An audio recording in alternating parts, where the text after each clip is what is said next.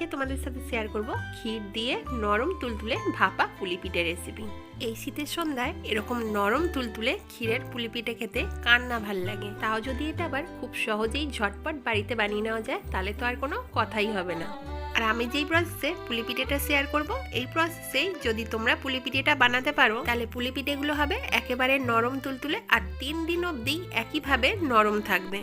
আর আমার চ্যানেলে এরকম নিত্য নতুন রেসিপির আপডেট পাওয়ার জন্য এক্ষুনি আরবি স্পেশাল কিচেন চ্যানেলটা সাবস্ক্রাইব করে অল অপশনটাকে সিলেক্ট করে দিও। তাতে আমার চ্যানেলে শেয়ার করা এরকম নিত্য নতুন রেসিপির আপডেট সবার আগে তোমরা পেয়ে যাবে। সবার প্রথমে আমি এখানে 3খানা নারকেলকে ভালো করে কুড়িয়ে নিয়েছি। কুড়িয়ে নেওয়া নারকেলটা আমি এখন মিক্সারের মধ্যে খুব ভালো করে ব্লেন্ড করে নেবো।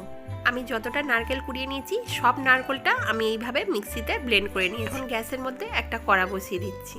কড়াটা হালকা গরম হয়ে যাওয়ার পর আমি এর মধ্যে দিয়ে দিচ্ছি এই কাপের 1 কাপ লিকুইড দুধ।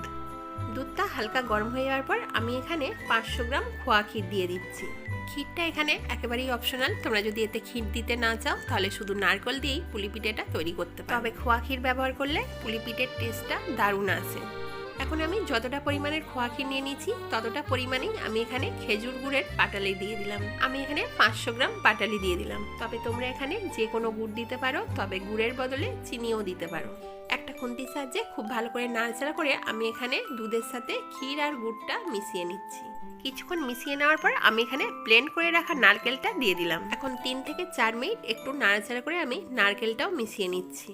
বন্ধুরা, এর আগে আমি আমার চ্যানেলে অনেক রকমের পিঠে রেসিপি শেয়ার করেছি, তোমরা যদি চাও আমার চ্যানেলে গিয়ে ভিজিট করতে পারো। সবার লাস্টে 3টে এলাচকে আমি ফাটিয়ে দিয়ে দিলাম, এতে পুরো স্মেলটা দারুণ আসবে।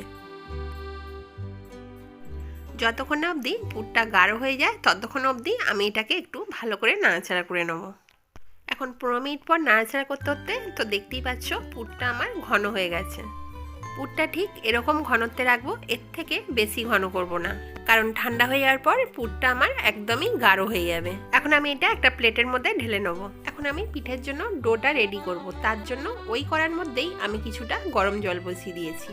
এখন জলের মধ্যে আমি দিয়ে দিলাম পরিমাণ মতো নুন। কিছুক্ষণ নাড়াচাড়া করে নিয়ে জলটা আমি ভালো করে ফুটিয়ে নেব। এখন জলটা আমার ভালো করে ফুটে গেছে, এর মধ্যে আমি চালের গুঁড়ো দিয়ে দিচ্ছি। আমি এখানে 700 গ্রাম চালের গুঁড়ো নিয়ে নিয়েছি। এইভাবে এক হাতে ঢালতে হবে, এক হাতে মিশিয়ে নিতে হবে। এখন এইটাকে ভালো করে কড়ার মধ্যে মিশিয়ে নিয়ে আমি একটা থালার মধ্যে ঢেলে নেব। এটা গরম থাকা অবস্থাতেই আমি এটাকে খুব ভালো করে হাত দিয়ে মেখে নেব। এই প্রসেসে যদি ডোটা রেডি করা যায় তাহলে কিন্তু পুলি পিঠেগুলো একদম নরম তুলতুলে হবে। ঠান্ডা হয়ে যাওয়ার পরেও বা 3 দিন পর্যন্ত পিঠেগুলো একেবারেই নরম তুলতুলে থাকবে। তো দেখতে পাচ্ছ বন্ধুরা, আমি ডোটা পুরোপুরি রেডি করে নিয়েছি। এটা মাখার সময় আমি কিন্তু এক্সট্রা কোনো রকম জল ব্যবহার করি, আর ডোটা আমি খুব বেশি শক্তও করিনি আবার খুব বেশি নরমও করিনি। এখন ওই ডোটা থেকে আমি অল্প অল্প এরকম লেচি কেটে নেব। অল্প অল্প করে লেচি নিয়ে এইভাবে চেপে চেপে হাত দিয়ে একটু গোল করে নিচ্ছি। এখন 2 হাত দিয়ে এইভাবে চেপে চেপে একটু গোল করে নিচ্ছি।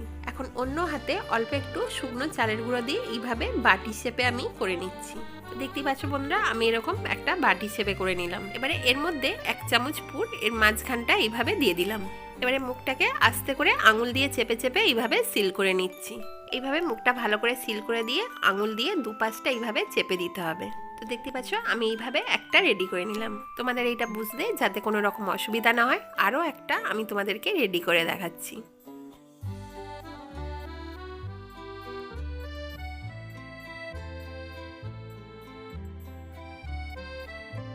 তো দেখতেই পেলে বন্ধুরা, আমি একই রকম প্রসেসে আরও একটা রেডি করে নিলাম। পুলি পিঠেগুলো সবকটা এইভাবে রেডি করে নিলাম। তো দেখতেই পাচ্ছ বন্ধুরা, আমি সবগুলো পুলি পিঠে দুটো থালার মধ্যে রেডি করে নিয়েছি।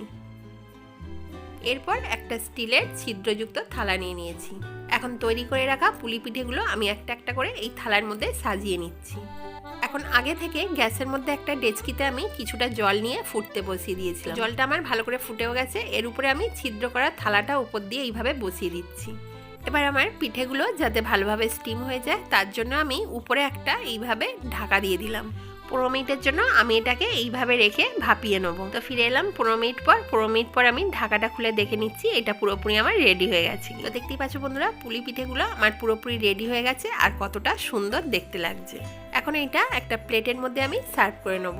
তো দেখতেই পেলে বন্ধুরা পুলি পিঠেগুলো আমি কতটা কম সময়ের মধ্যে তৈরি করে নিলাম। আমার সকল বন্ধুদের কাছে রিকোয়েস্ট রইল, আমি যেই প্রসেসে পুলি পিঠেগুলো রেডি করে দেখালাম এই প্রসেসে তোমরাও বাড়িতে ঝটপট বানিয়ে নাও। আর এই প্রসেসে যদি তোমরা বাড়িতে তৈরি করো একটাও পুলি পিঠে ভেঙে যাবে না, আর হবে এরকম নরম তুলতুলে। তো দেখে তোমরা বুঝতেই পারছো কতটা নরম হয়েছে। এগুলো এতটাই নরম হয় মুখে দিলে নিমিষের মধ্যে মিলিয়ে যাবে। তাহলে আজকের এই রেসিপিটা তোমাদের কেমন লাগলো অবশ্যই কিন্তু আমাকে ছোট্ট করে একটা কমেন্টে বলো। ভালো লাগলে অবশ্যই একটা লাইক করে দিও, আর যতটা পারবে তোমাদের বন্ধুদের সাথে শেয়ার করে দিও। যারা এখনো আমার চ্যানেলটা সাবস্ক্রাইব করোনি তারা অবশ্যই আমার চ্যানেলটা সাবস্ক্রাইব করে দিও। তাহলে আজকের মতন এই পর্যন্তই, দেখা হচ্ছে আবার কোনো নিত্য নতুন রেসিপির সাথে। সবাই সুস্থ থেকো, ভালো থেকো।